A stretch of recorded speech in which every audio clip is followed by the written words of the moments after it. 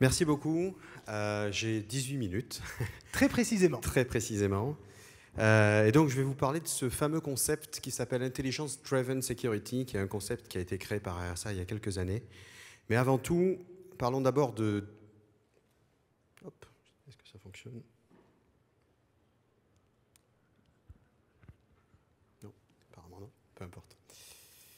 Parlons de 2015. 2015 est derrière nous, on ne va pas le regretter. 2015 a été une année marquante à tout point de vue. Excusez-moi. 2015 a été une année marquante en termes de sécurité, évidemment. On ne va pas revenir sur les attaques qui ont eu lieu sur le sol français, mais on ne peut pas ne pas faire un lien entre la sécurité et la cybersécurité. On a un rôle à jouer dans ce domaine-là, et si 2015 a été une année très forte, très marquante, j'en aurai pour beaucoup plus que 18 minutes pour lister également toutes les attaques en cybersécurité qui ont eu lieu, entre autres sur le sol français, et sur les différents sites et clients qui nous concernent. Alors j'ai préféré faire un petit zoom sur les événements marquants. Fin janvier, on a eu un record. Près de 20 000 sites ont été attaqués en 5 jours, des sites qui ont été défacés, c'est-à-dire dont la page d'accueil ont été changées. Le 15 janvier 2015 a été évidemment une vague d'attaques sans précédent pour la France. Je n'ai pas voulu passer sur toute l'année, mais évidemment, en novembre 2015, on a eu 2 autres événements très importants.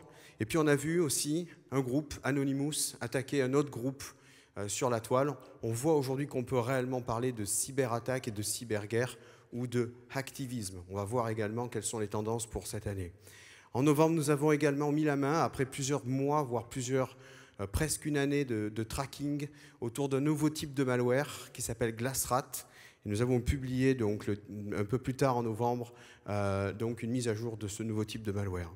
L'année n'a pas fini en beauté puisque à nouveau, le réseau PSN et le réseau Xbox ont été victimes d'une attaque autour de Noël, une attaque d'une menace qu'on a appelée la menace fantôme. Et puis là, on empiète un tout petit peu sur 2016. On a vu la première attaque qui a eu lieu pour faire un blackout complet dans une partie de l'Ukraine. Et l'aéroport de Kiev a été indisponible pendant quelques heures, il me semble, suite à une attaque cette fois-ci entre la partie cyber et la partie réelle, donc sur des centrales électriques. Donc 2015, encore quelques chiffres. Une augmentation sérieuse de 38% sur une source PwC des cyberattaques dans le monde et de 51% pour la France. 47% uniquement de ces attaques encore aujourd'hui passent par des malwares, c'est-à-dire un tout petit peu moins de la moitié, alors qu'on pense que le malware est partout et uniquement sur 100% de ces attaques. Je m'arrêterai 5 minutes puisqu'on va revenir sur le thème de cette keynote sur encore 95% des attaques passent tout simplement par des vols d'identité. Des campagnes de phishing, des campagnes de phishing ciblées. Vous le savez, la plupart des entreprises encore aujourd'hui reçoivent ces attaques-là et elles sont encore très efficaces. Alors avant de revenir sur les enjeux de notre industrie, regardons un tout petit peu, alors je n'avais pas forcément les moyens pour faire la vidéo qu'on a vue juste avant, mais je vais vous montrer un petit peu, arrêtons-nous 5 minutes sur l'évolution du monde qui nous entoure en termes d'IT et en termes d'évolution numérique. Quelques exemples. Le premier, eh bien, nos smartphones aujourd'hui sont des millions de fois plus puissants que l'ensemble des ordinateurs de la NASA en 1969. Alors vous allez me dire, c'est un peu loin. Regardons un tout petit peu plus près. En 1996, le plus gros supercalculateur coûtait 55 millions de dollars et 10 ans après, il a été surpassé par la PlayStation 3 qui coûtait 500 dollars. Et enfin, lorsqu'on parle d'accélération, puisque si on peut regarder un petit peu le monde qui nous entoure, il y a bien un maître mot qui est accélération. La vitesse de communication aujourd'hui nous permet de faire de la communication vidéo HD. Et là, un petit clin d'œil à Léonard Nimoy, qui nous a quittés aussi en 2015, pour ceux qui sont des fans de Star Trek. Eh bien, on ne pouvait pas imaginer aujourd'hui qu'on pourrait, en 2015, pouvoir faire, 2016 aujourd'hui, de la vidéo HD directement sur nos smartphones et ici, avec d'autres objets connectés. Donc, on est en pleine accélération. Qu'est-ce que ça signifie pour nous? Ça signifie que ce que l'on appelle aujourd'hui la surface d'attaque, puisque pour pouvoir répondre, il faut comprendre qu'est-ce qu'il faut protéger, eh bien, elle évolue aussi très très vite. Il y a une dizaine d'années uniquement, on protégeait un périmètre. Alors vous allez me dire, on parle toujours de la sécurité périmétrique, elle ne fonctionne plus ou elle fonctionne mal. On ne parle pas ici de technologie, on parle vraiment de changer de paradigme et de changer d'approche. Pourquoi? Eh bien parce que le monde de l'IT évolue aussi vite que le monde qui nous entoure aujourd'hui, avec le cloud, avec le Bring Your Own Device, avec le Shadow IT. La surface d'attaque et le périmètre n'est plus du tout le même. Le périmètre qui nous concerne aujourd'hui, il a changé. Le périmètre, c'est l'utilisateur lui-même. C'est ce périmètre-là qu'il faut protéger. On a développé un autre concept qui s'appelle l'utilisateur firewall. C'est-à-dire qu'il faut être capable de comprendre son comportement, il faut être capable de comprendre exactement ce qu'il fait pour pouvoir réellement protéger ce périmètre-là. Alors pour cela, on a développé une stratégie, une mission aujourd'hui chez RSA qui s'appelle Intelligence Driven Security. Évidemment, intelligence au sens anglo-saxon du terme. Ici, on est au FIC, on sait exactement de quoi on parle, c'est-à-dire de comprendre l'ensemble des comportements afin de vraiment prémunir un certain nombre de comportements suspicieux, voire malicieux. Alors, le premier constat dans cette stratégie, c'est que les protections avancées, ce qu'on appelle les next-gen, les outils qui sont capables de trouver tous les malwares, qui sont capables de tout arrêter, il faut être conscient, c'est clairement un échec aujourd'hui. Ça ne veut pas dire que les outils sont mauvais en eux-mêmes. Ça veut dire que tout simplement, ils ont été conçus au travers d'une stratégie qui est de dire ils arrêtent ce qu'ils connaissent, ils arrêtent ce qu'ils ont déjà vu. Ici, on parle de comportements qu'on n'a pas vus auparavant. Donc il faut être conscient qu'en mettant en place cette protection de périmètre avec des next-gen et des nouveaux next-gen, eh bien on va tout simplement, à nouveau, avoir toujours un train de retard.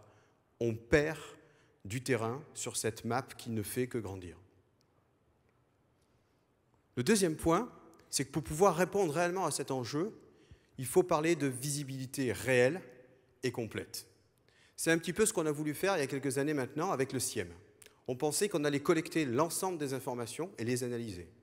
Quand on y réfléchit, on collecte qu'une partie des informations, puisque les outils eux-mêmes que l'on collecte ne voient qu'une partie des données, ils ne voient que ce qu'ils connaissent. Lorsqu'on parle de visibilité réelle et complète, il faut y inclure aujourd'hui la capture complète de flux réseau et le endpoint. Il y a quelque temps, c'était un nice to have. On mettait ça en option, on mettait ça en deuxième temps. Aujourd'hui, c'est une nécessité. Pourquoi? Parce qu'il faut non seulement répondre à « tiens, il y a quelque chose qui se passe »,« tiens, il y a un incident », mais il faut comprendre qui, quoi, où et surtout comment. Ce que l'on voit la plupart du temps aujourd'hui et ce que j'ai pu voir dans les SOC qui sont mis en place, c'est qu'on se focalise sur les incidents. On va très très vite, on essaie de fermer l'incident. On paye d'ailleurs des gens pour fermer l'incident le plus vite possible. Ce n'est pas le plus intéressant. Le plus intéressant, c'est comprendre. Comprendre si on est sur un incident ou si on est sur une campagne. Et si on est sur une campagne, la plupart du temps, les attaquants ont pris plusieurs portes pour pouvoir garder un lien permanent. Si on en ferme une le plus vite possible, on se trompe de paradigme. Il faut changer de paradigme. Il ne faut plus aller vers le plus vite possible pour nettoyer le plus vite possible et fermer l'incident. Il faut avoir une visibilité complète et réelle. Il faut comprendre l'ensemble pour pouvoir dire oui, on est sur une campagne et comprendre comment est-ce que cette campagne a été orchestrée. Et cela ne peut se faire qu'en complétant la partie visibilité des logs, qui n'est que partielle, par une complète visibilité sur la partie réseau et la partie endpoint. Comme je vous l'ai montré dans l'étude de Verizon, Data Breach Verizon 2015, 95% des attaques passent encore tout simplement par du vol d'identité. Vous le disiez en introduction, l'identité est nécessaire aujourd'hui. L'authentification forte et la gestion et la gouvernance d'identité est plus que jamais nécessaire. Pourquoi? Parce qu'on a encore beaucoup de campagnes qui sont très efficaces au travers simplement du vol d'identité via des malwares, 47%, voire tout simplement du simple phishing. Ça fonctionne encore. Donc plus que jamais, on a besoin d'avoir une gouvernance d'identité et une authentification forte sur les périmètres que l'on protège. Enfin, je dirais, on n'est jamais mieux servi que par soi-même. Pas vraiment. La partie intelligence, c'est vraiment threat intelligence. Être capable de comprendre si les personnes qui sont en train de nous attaquer, d'où elles viennent et qu'est-ce qu'elles font en termes d'activité ailleurs. Non, on n'est pas jamais mieux servi que par soi-même.